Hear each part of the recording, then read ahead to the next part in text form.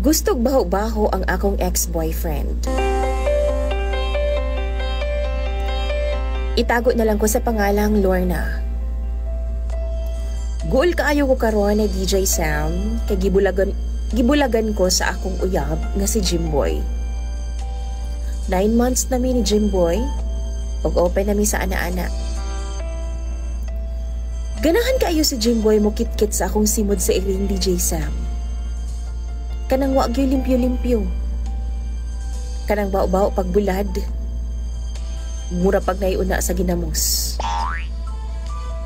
Gani, gusto niya kanang naadyoy amoy gidaw.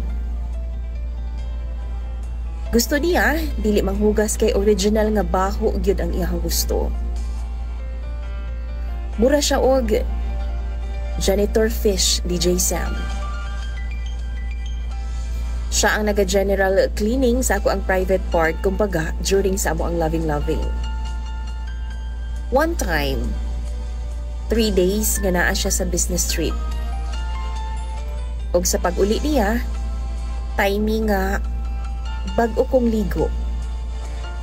Humot, og presko kaayo ko ni adtong tungura DJ Sam. Pero kabalo ka, imbis nga malipay, iyahan naman noon kong gibulagan. Nasuko siya nako kay ako adong gihugasan. Na dapat daw, pasagdan ra nako nga manimaho kini kay maugi daw ang iyahang giganahan o giapas nako. Why baho? Wala daw siya'y gana sa kama, DJ Sam. Og tungod ni adto, gibiyaan ko niya og 1 week na nga wala na siya mibalik pa sa ako ang boarding house.